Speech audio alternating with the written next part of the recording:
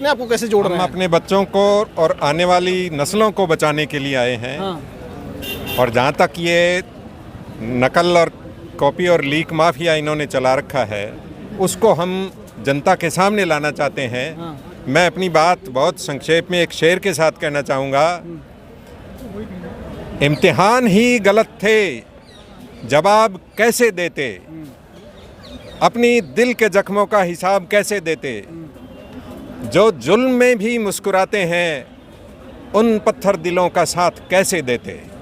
जो बोला है इन्होंने कॉपी माफिया का और लीक माफिया का एक पेशेवर धंधा कर लिया है कि अपने अपने बच्चों को, अपने अपने आदमियों को सेटल करो, अगर लीक हो जाए तो दोबारा करो, दोबारा उनसे फीस मांगो, और एक एक बच्चे की फीस 100 150 रुपए ली जाती है। और लाखों बच्चे हैं उनका अगर देखें तो इनका तो धंधा बन गया कि लीक करो और एग्जाम दोबारा कराओ और करोड़ों रुपए दोबारा। लेकिन मैं आपको यहाँ रोकूंगा, कई सारा पेपर ऐसा होता है जिसका एडमिट कार्ड ही कई सालों तक नहीं आता है और उसके भी कई सौ रुपए रिजल्ट नहीं आते, एग्जाम हो गए, रिजल्ट आने में सालों साल लगाते हैं। सर, हम लोग इसलिए आए हैं यहाँ पे देखने के लिए, जैसे न्यूज़ सुनते हैं हम रोज सुबह शाम, ये हो रहा है ये हो रहा है। मुझे एक बात समझ में नहीं आती, ये जो आंदोलन शुरू किया सोनम वांगचुक जी ने, ये सिर्फ इसलिए शुरू किया भी जो पेपर लीक मामला है उसको सरकार अच्छे तरीके से देखे और जो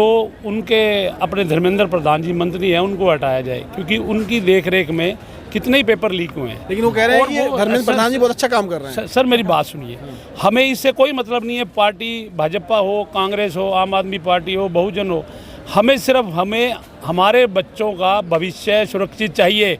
अब ये बीच में कोई पार्टियां कह देती हैं जी सनातनी है, सनातनी का मतलब क्या होता है मेरे ख्याल किसी को भी नहीं पता। सनातनी है, हिंदू है, ये चीज़ें अच्छी नहीं लगती। हम भारतीय जो ये स्टेज है उसके ऊपर सबसे पहला नारा एक ही होना चाहिए, हम सब भारतीय हैं। बिल्कुल। और हम अपने भारत के साथ गद्दारी नहीं करेंगे। हम लोग श्री गंगानगर राजस्थान से आए हैं। मैं दीपक चड्डा साहब, दिलीप जी जाखड़, ये रिटायर्ड IPS हैं, DIG रिटायर्ड हैं। ये सतीश जी गर्ग, ये भी गंगानगर से आए हैं। हमारे और भी साथी हैं जो इस भीड़ में खो गए हैं। हम लोग तमाशा देखने नहीं आए हैं, हम लोग सिर्फ ये यहाँ जो बच्चे हैं हमारे, ये सब बच्चे हैं, हम इनका साथ देने के लिए आए हैं। अच्छा, हम आपके साथ। बिल्कुल। आप लोग तमाम चीज़ें देखे होंगे ज़िंदगी में, आप तमाम तरह के कानून व्यवस्थाओं को हैंडल किए होंगे, लेकिन यहाँ पर जो प्रोटेस्ट चल रहा है उसको चाइना का फंडेड बता दिया जा रहा है भाजपा के तमाम नेताओं के द्वारा, और सोनम वांगचुक जी को कहा जा रहा है कि ये चाइना के एजेंट हैं। ये जो आरोप लगा देते हैं लोग और बिना सबूत के अफवाह फैलाते हैं, इनको कैसे आप देखते हैं? सच्चाई इससे उलट है इन आरोपों से। सोनम वांगचुक जी बिल्कुल प्रूफ के साथ ये आवाज़ उठाते रहे हैं कि चीन की सेनाओं ने हिंदुस्तान की ज़मीन पर कब्जा कर लिया, और जब ये आरोप वो आवाज़ उठाते हैं कि वो कब्जा खाली कराया जाए, इधर से इनकी पार्टी के एक बहुत सीनियर नेता सुब्रमण्यम स्वामी जी हमेशा कहते हैं कि एक बड़े नेता की फाइलें चीन के पास है जिसमें वो ब्लैकमेल हो रहा है, और इसीलिए वो अपनी ज़मीन खोई हुई, कब्जाई हुई ज़मीन को वापस नहीं ले रहे हैं। तो सोनम वांगचुक और ये बच्चे जो हैं ये चीन के एजेंट नहीं, ये चीन के जो हमला है उसकी आवाज़ उठाने वाले देशभक्त हैं। कहीं वही नेता तो नहीं है जिनकी फाइल अमेरिका के पास भी है? बिल्कुल वही है, वही है। सर, हम लोग ये अभी गंगानगर राजस्थान से आए हैं और हमने ये सब सिस्टम जो देखा है बच्चों का, बहुत ही अच्छा है। बच्चे कोई पानी की स्प्रे कर रहे हैं, कोई पंखा चल रहे हैं और बिल्कुल लाइन में आने की अपील कर रहे हैं। हम 21वीं सदी में हैं, विश्व गुरु बनने का दावा कर रहे हैं और अपने ही बच्चों को हम आतंकवादी कह देते हैं। हम हमारे बच्चों की नहीं सुनेंगे, हम उनके गार्जियन से तो कौन सुनेगा? कोई अमेरिका वाला नहीं सुनेगा, कोई युगांडा का नहीं सुनेगा, कोई साउथ अफ्रीका का, चाइना का नहीं सुनेगा। विश्व गुरु बता रहे हैं अपने आप को विश्व गुरु बता रहे हैं। 21वीं सदी में पेपर लीक हो रहे हैं। आपको एक एग्जांपल बता देता हूँ। अभी धर्मेंद्र प्रधान जी, परसों की बात है, कुरुक्षेत्र में उनका आगमन था।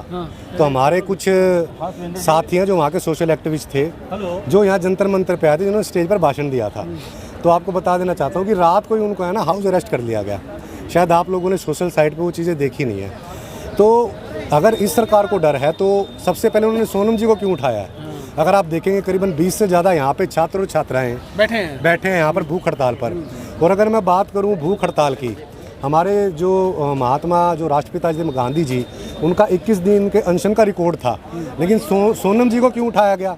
20 दिन पहले ही, ताकि इस देश के अंदर ताकि इस देश के अंदर वो अंग्रेजों के जो क्रूरता थी उससे कम दिखाई दे। एक चीज़ और आपको बता देना चाहते हैं, अभी हमारे साथ पत्रकार जी, आपका क्या शुभ नाम है? मेरा नाम अमित यादव है। अमित यादव जी, हम आपसे एक रिक्वेस्ट के साथ सवाल पूछते हैं कि आप इतनी देर से खड़े हैं, सबके व्यू ले रहे हैं, कोई बड़ा मीडिया जो जिसको so called main stream media कहते हैं, उसका कोई क्यों नहीं है? ये आपको एनालिसिस करना चाहिए। मैं हमेशा कहता हूँ कि इस देश को बर्बाद करने में मीडिया का बहुत बड़ा हाथ है, और उसमें जो है गोदी मीडिया नहीं, मीडिया सारी मीडिया नहीं, गोदी मीडिया मैंने कहा। हाँ, गोदी मीडिया का। अगर पहले एक देश बार को आपको बर्बाद ध्यान करने में होगा, गोदी मीडिया का बहुत बड़ा हाथ है। 15 साल पहले एक राडिया नाम की महिला थी, उसमें फर्क किया जाता था मीडिया और राडिया के बीच। अब राडिया तो पीछे रह गई, अब मीडिया और गोदी मीडिया के बीच फर्क है। अगर भारत का जो मीडिया का इंडेक्स नहीं है वो दुनिया के सबसे मेन स्ट्रीम कह रहे हैं, एक भी हमने एक घंटे तक सर्च किया, कई घंटे तक एक भी उनका। मैं आपको बताऊं, भारत का जो ये बर्बादी स्थिति देख रहे हैं ना, चाहे हंगर इंडेक्स देख लें, चाहे एजुकेशन इंडेक्स देख लें, चाहे फ्रीडम इंडेक्स देख लें, चाहे मीडिया का इंडेक्स देख लें, हर चीज़ बर्बाद हो रहा है, उसमें सबसे बड़ा हाथ मीडिया का है। मीडिया ही इस देश को बर्बाद कर दी।